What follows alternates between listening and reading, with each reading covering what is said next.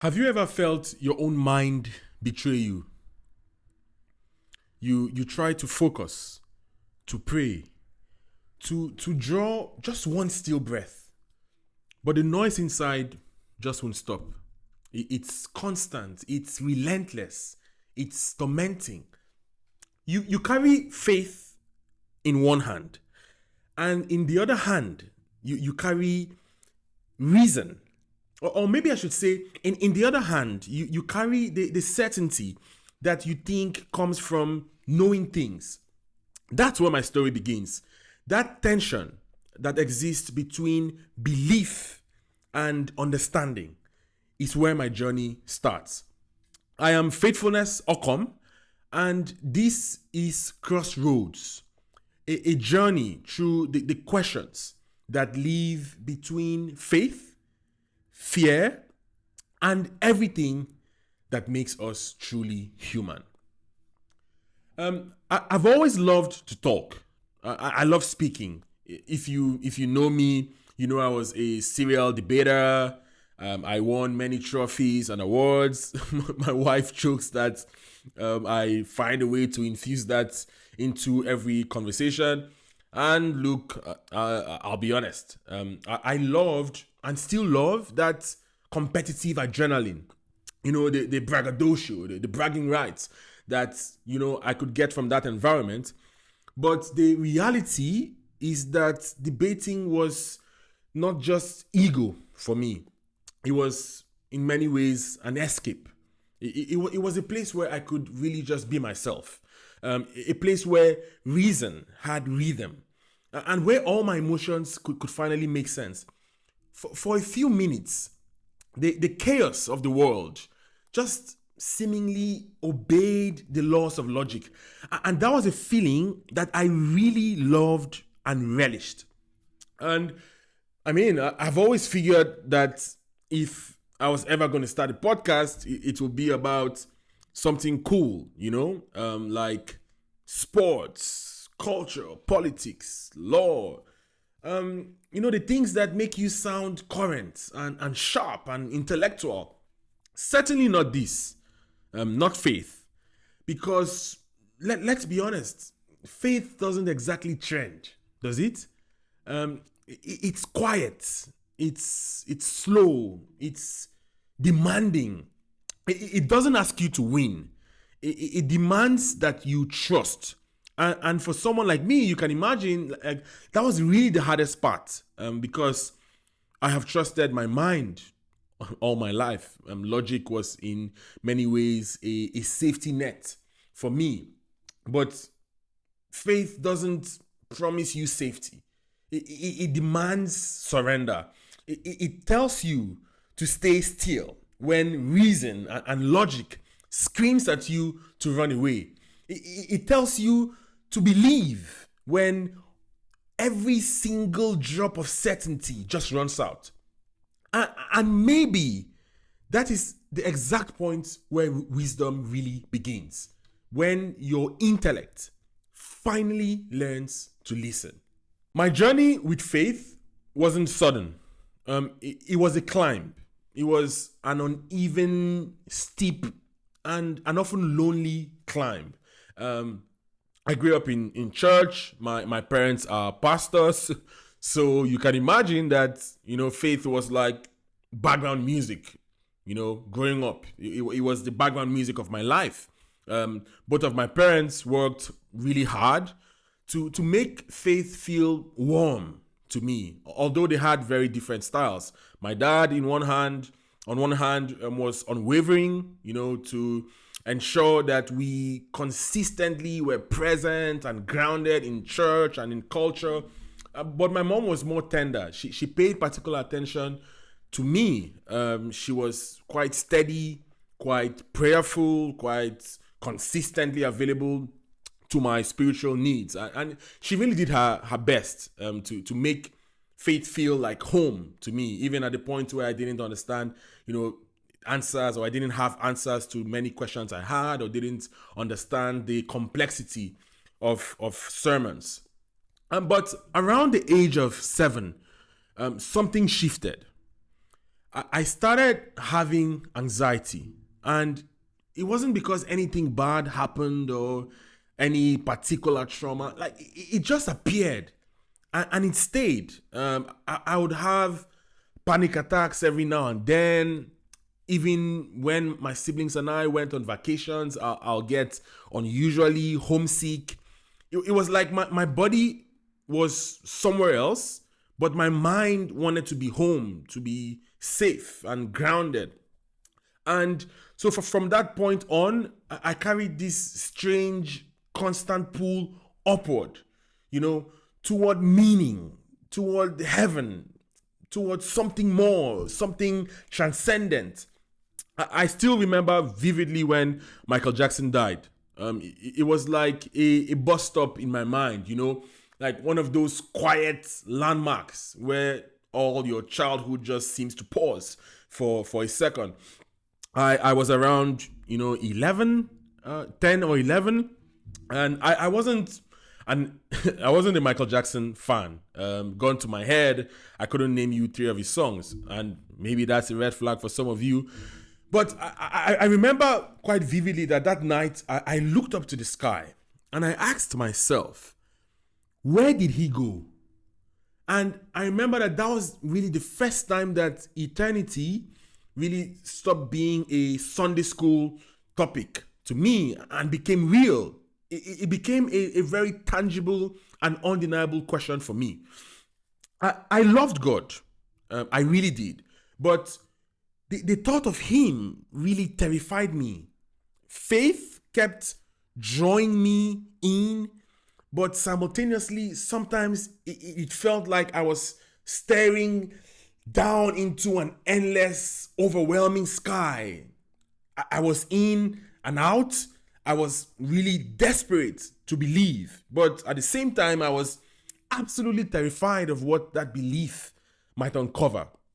And of course, at the time, you had all the Illuminati conspiracy theories, and for some reason, they seemed to torment me more than anybody else. I was living in a cocoon of fear because I was totally convinced that if the spiritual realm was real, then every little bit of it mattered.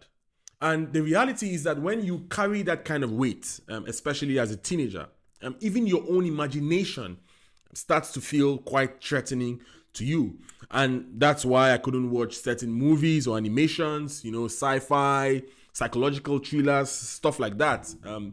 Those kind of movies instantly reminded me of how small I was, how fragile I was in the grand scheme of eternity.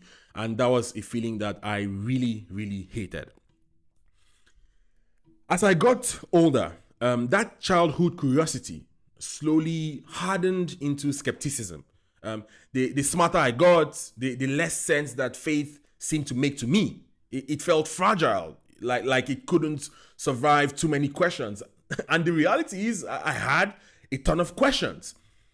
My curiosity really escalated during my undergrad years. That was the point in my life where I really threw myself at competitive debating, and it felt good to win, to structure the world using pure logic and arguments. I loved that feeling of intellectual control. I never said it out loud, but deep down, I genuinely thought that I was too smart for the gospel, too analytical for faith. Or come to think of it, maybe I was just scared, scared that the Bible wasn't true, or worse, that it was true, and I wasn't ready or prepared for what that actually meant. And I carried that intellectual bravado straight into my next chapter, which was law school. In Nigeria, law school lasts for 1 year, and I went quite thrilled. I was absolutely confident on paper. Everything seemed to line up, and I was having a good time, at least for the first 7 weeks or thereabout, until one night I read a conspiracy theory on Twitter that cracked my mind wide open. And it sounds silly now, but in that moment, it felt really real, real enough to shake the foundation of everything I knew, to make me question God, my own sanity, reality. And for the first time in my life, I lost control of my mind. I couldn't sleep, I couldn't study, I couldn't think straight. My roommate at the time was the SRC president, so he's a witness. He saw me unravel, literally. At some point, I had to fly back home to Calabar to just be around my parents, my siblings, just to be around familiar faces. It was really a nightmare. But somehow, by God's special grace, I made it through. I graduated with a 2-1, but I didn't leave that experience healed. I left just being barely functional. 2 years later, I found myself in Madrid for my LLM at the Escuela Universitaria Real Madrid. And then a year after that, I was lucky enough to get an internship at Valencia. And honestly, at that point, I really thought that the storm was behind me until I watched a TV show called You. Some of you know that show. And somehow in around season 4, that show just messed with my mind and almost instantly triggered the same kind of collapse that I had become used to. The fear, the panic, the haunting questions. Was God real? Was he actually powerful? Or was he just a myth or a story that we built to survive the pain? And I mean, once again, in my usual way, I survived. Luckily for me, love found me. I got married to a beautiful woman, and she helped me to find the stability that I needed to keep moving. And then came 2025. Around 9 months ago, I had a really strange episode.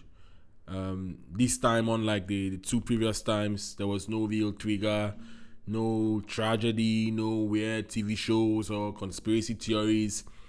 Just a very heavy, unshakable silence inside me. The anxiety just returned, like it had been waiting in the walls, And this time it came with more panic attacks and even dissociation. And what followed after that were 4 or 5 really, really dark and disorienting months. My wife was there beside me every single night. My mom was on the phone praying, just doing her best. But at some point, everybody that was around me and supporting me just felt like, I needed more than just prayer. And that was when I finally saw a psychologist. And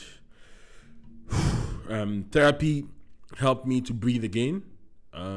It gave me the words for some sensations that I couldn't name. And it gave me a structure to stand on at the point where everything else just felt foggy. And I really needed everything at that point. I needed my wife's companionship. I needed my mom's faith. And I needed the neutrality of a stranger, some fresh perspective. My wife was there to remind me that I was never alone. My mom helped me to walk through the storm without drowning in it. And therapy gave me the structure that I really needed. I mean, therapy didn't fix everything, but it helped me to find my footing. And once my mind was steady, that was where the real work began. Because those questions came back, and they came back louder than before. So at that point, I made a decision. I made a decision that if I was going to believe or even stop believing, it had to be for a reason. No more borrowed faith, No more seeking comfort without clarity. I wanted to test everything. I wanted to see if scripture, if history, if logic and pain could actually coexist. To see if the story of faith could survive my own deepest scrutiny. So I pulled it apart, piece by piece. I read, I wrestled, I doubted, I prayed, I argued with myself, with my wife, with my mom. I stared into every single mystery that used to scare and terrify me. Evil, suffering, signs, death, the afterlife.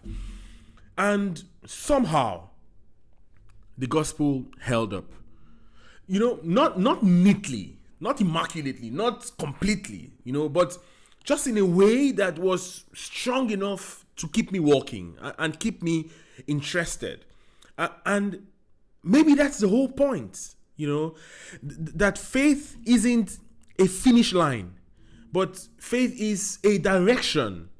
It doesn't always end with answers, but it begins when you realize that the questions don't scare you anymore. And that was the birth of Crossroads. It wasn't when I solved everything or when I figured it all out, but it was when I finally learned and realized that I could keep asking the questions I had and still be held by the grace of God. This isn't really a podcast about religion. It's a story of a mind that almost broke under the weight of his own questions, but just somehow found its way through. It's about what it's like to look for God when the entire world stops making sense, when your sharpest thoughts collide with the deepest mysteries, and pain, deep-rooted pain, somehow just morphs into understanding. If you have read my newsletter, you've probably seen glimpses of this story before. But the words in my newsletter didn't start as abstract essays, or random thoughts experiments. I wasn't intellectualizing. They started as survival. They were born from ache, from wrestling, from nights when faith felt impossible, and from learning quite slowly that the gospel really does hold. Crossroads isn't just for people who have lost their faith. It's also for those who have held on but want to see its beauty again, to feel it come alive. Because I don't think that knowing God just ends at salvation. I think it's a process that keeps unfolding, and it unfolds through every question, every ache, every moment of wonder that we have. For me, this podcast feels like a quiet victory lap. Like the type that comes after a storm. Not a loud or triumphant victory lap, but just steady joy. The joy of realizing that faith can actually survive the fire. And what you will hear in this podcast are pieces of light that I found in very, very dark places. I've learned that faith isn't naive. Faith is a wrestle. It's reason and revelation, going back and forth until something finally gives way. And when it does, that's where freedom really starts. So maybe you're standing at a crossroads right now. You might be outside of faith and searching for a way in. Or you might be deep within faith, but struggling with questions that just won't stop and just won't sleep. Wherever you are, whoever you are, welcome. My name is Faithfulness Okom, and this is Crossroads. Let's walk together.